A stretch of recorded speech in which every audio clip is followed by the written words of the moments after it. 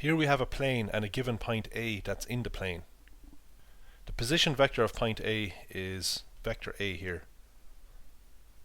P is a general point in the plane. So its coordinates are x, y, z. Its position vector is r. It is obvious that vector AP is a vector that's in this plane.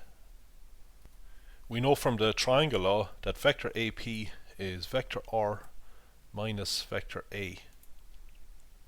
Okay, it's the position vector of the head of vector AP minus the position vector of the tail.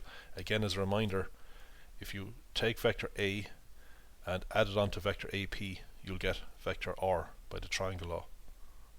N is a vector that's perpendicular to the plane. Now, if two vectors are perpendicular to each other, then their dot product is 0.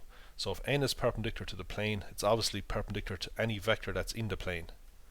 So vector n is perpendicular to vector AP, which means that the dot product of n with AP is 0. As a reminder, the dot product is the magnitude of the two vectors multiplied by the cos of the angle in between them.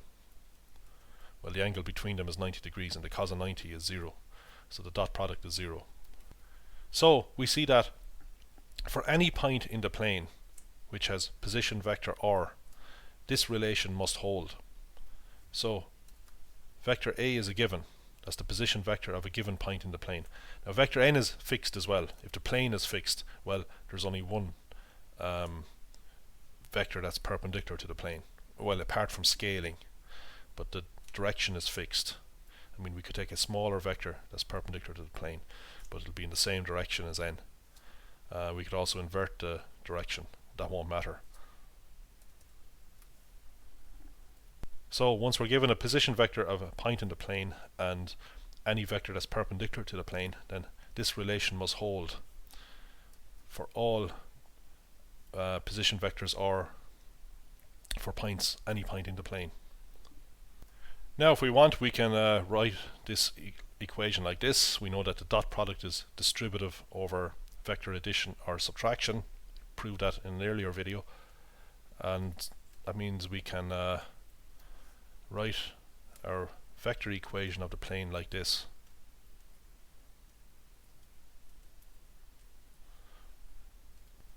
Here I'm showing the plane extended on a bit because I want to show the perpendicular distance d of the origin to the plane. A vector that's perpendicular to the plane will obviously be in the same direction as the vector joining O to R to this point here. If we want to, we could refer to vector d, the vector that gives the shortest distance from the origin to the plane. So we could replace vector n with vector d. We could go further. Instead of taking vector d, we could take a unit vector in the direction of d.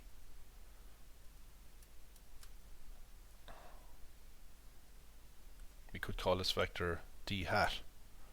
It's a vector of magnitude 1. It doesn't matter what magnitude the vector has as long as it's perpendicular to the plane. I will actually refer to this vector as n hat. That's what's in the notes, so I'll just use that, what's in the notes. Now, what is n hat dot a, the dot product of this vector with vector a? Well, we know from the definition of the dot product that it's got by taking the magnitude of n hat by the magnitude of a by the cos of the angle between the vectors. So the angle between them, say, is theta. But the magnitude of a unit vector is 1, of course, so we just get the magnitude of vector a times the cos of theta.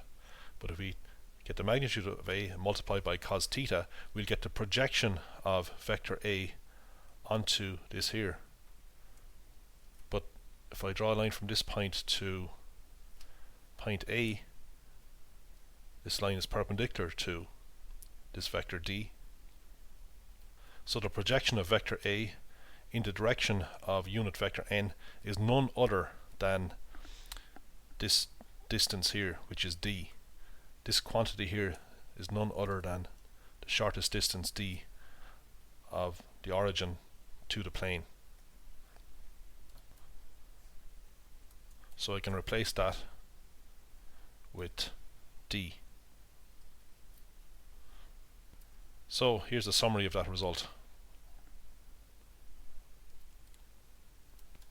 Find the vector equation of the plane which passes through the point with position vector 3i plus 2j plus 5k and which is perpendicular to the vector I plus k. So here's the picture. We have vector A, so the coordinates of point A are 3, 2, 5, and we're given a vector that's perpendicular to the plane. It is I plus k. So going through this again, we go back to this earlier formula that we used. It comes from distributing n in through this vector sum in here. So vector r is xi plus yj plus zk. So take vector n, I plus k dotted with vector r, and that must equal vector n I plus k dotted with vector a, 3i plus 2j plus 5k. So to get the dot product, we multiply the I components together. So we multiply 1 by x to get x, then we multiply the j component. Well, the j component of this vector is 0 times the j component of this vector, which is y. Then we multiply the z components, or the k components, so we have 1 times z. Same on the right hand side. 1 by 3 is 3. We have 0 times 2. Z component is 0. Then we have 1 times 5. Simplifying, we get the equation of the plane. It is x plus z equals 8.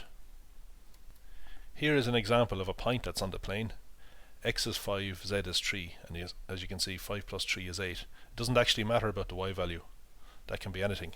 Y doesn't come into this particular equation. Find the vector equation of the plane through the point 7, 3, minus 5, for which the vector n equals 1, 1, 1 is normal to the plane. This is not actually a unit vector. Okay, so we just apply this equation again. We're just going to leave our equation in vector form now. So we want the dot product of r with n. R is the position vector of a general point on the plane. It would be the column vector x, y, z. We leave it like this as r. R dot n equals a dot n, where a is 7, 3, minus 5.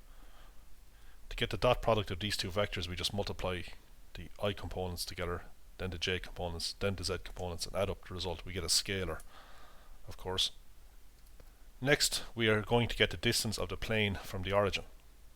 Now, as a reminder, we saw that if we take the dot product of vector A with a unit vector n, which is perpendicular to the plane, we get the distance of the origin to the plane. So that came from considering the component of vector A in this direction. So we need a unit vector in the direction of vector n. Well, to get a unit vector, we divide this vector by its magnitude. So to get the magnitude of n, we square the components, sum them. Well, that'll give us 3, then take the square root, root 3. So the magnitude is root 3. So we divide each component by root 3. So this will be a vector in the same direction as vector n. It's just a scalar multiple of it. But if you get its magnitude, you'll see that it's 1. You know, this is the vector 1 over root 3, 1 over root 3, 1 over root 3. If you square each of them and sum them, you'll get a third plus a third plus a third, which is 1. Take the square root, it's 1. You'll see that this is a unit vector. Anyway, get the dot product of A with it. Just multiply corresponding components. You can leave the 1 over root 3 to one side. So 7 ones are 7. 3 ones are 3. And then we have minus 5. So we have 7 plus 3 is 10, minus 5 is 5. And then we divide by root 3.